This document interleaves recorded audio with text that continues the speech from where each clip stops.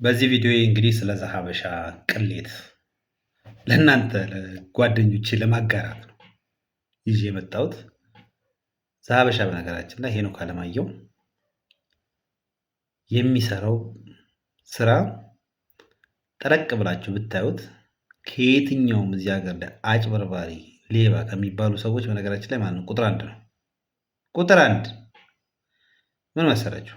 እሱ የሚንቀሳቀሰው በነገራችን ላይ እንዲህ ሰፈር ውስጥ ኩልኩሌ ስራ አይሰራም። እሱ የሚሰራው ኢንተርናሽናል ግዢዎች ውስጥ ነው እጁን የሚያስገባው። ለምሳሌ ያህል የሆነ ድርጅት መኪናዎች ምናምን ለመግዛት ይሄዳል።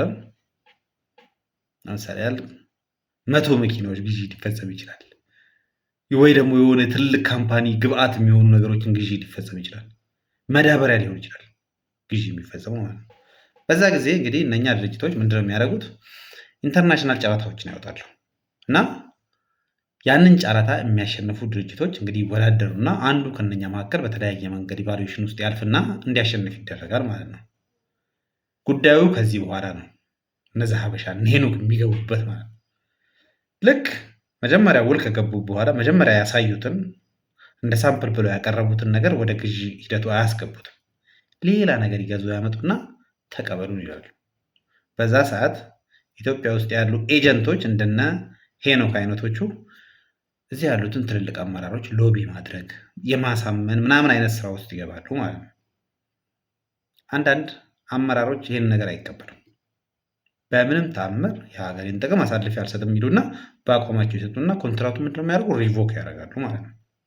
እቺን ነገር በግርግር ያዛቡና ይህን ወጪ አውጥቻለሁ፣ እሺ ካሳ ካሰኝ እንዲሆኑማ አይቀርም ይሉና የራሳቸውን ዲያሎግ ይፈጥራሉ ማለት ነው። የራሳቸውን ትርክት ይፈጥራሉ።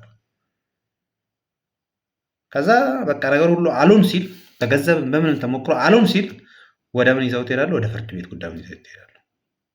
እዚህ ጋር ሁለት መጫወቻ አላቸው።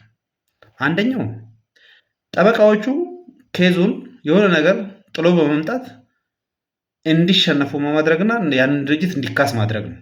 ከካሳው ላይ መጀመሪያ የስራ ማስኬጃ ብሎ የሚቀበሉት አለ። ከካሳው ላይ ደግሞ የሚያተርፉት ነገር አለ። በሁለተኛው ጉዳይ ደግሞ ካልተሳካ የማይሆኑ ዘገባዎችን በመስራት የድርጅቱ ኃላፊዎችን ስም በማጥፋት የድርጅቱን ስም ዝቅ በማድረግ በክርክሩ ላይ ተቀባይነቱ እንዲቀንስ በማድረግ ጉዳዩን እንዲሸነፍ ማድረግ ማለት ነው። በዛ ሂደትም ወይ ደግሞ በድንጋጤ ወደ ድርድር ውስጥ ገብተው ወይ ደግሞ እነኛን እቃዎች እንዲረከቡ ኮንትራቱ ላይቭ እንዲሆን ምናምን የተለያየ ነገር እንግዲህ ማለት ነው ለማድረግ ጥረቶቹን ሽኩቻዎችን ያደርጋሉ። እና በዚህም ሂደት ውስጥ እንግዲህ የሚያገኙት የብር መጠን የሚሰራው ስራ ቀላል የሚባል አይደለም። በነገራችን ላይ እዚህ ነገር ላይ አይደለውም የለውበትም የምትል ከሆነ ወጥተህ ቪዲዮ ስራ አሳማኝ የሆነ 1 2 3 እዚህ ላይ ብዬ እስተነ ኬዞቹ ላቀርብልህ እችላለሁ። እናንተም በቀላሉ ፌስቡክ ፔጁ ላይ በዘገባ መልክ የቀረቡትን በአንድ ወገን ያጋደሉ በጣም የተለያዩ ዜናዎችን በቀላሉ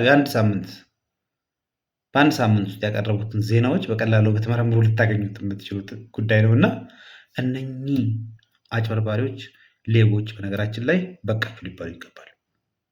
በቃ ለድርጅት ኃላፊዎቻችን ለድርጅቶቻችን ቢያንስ ማለት ነው አጭበርባሪዎቹን እየታገልናቸው ግን ሀገራቸውን በመውደድ ለስብዕናቸው ብለው የሚሰሩትን ትልልቅ መሪዎቻችን ጥበቃ ልናደርግላቸው ይገባል ብዬ አስባለሁ። ስላዳመጣችሁኝ አመሰግናለሁ።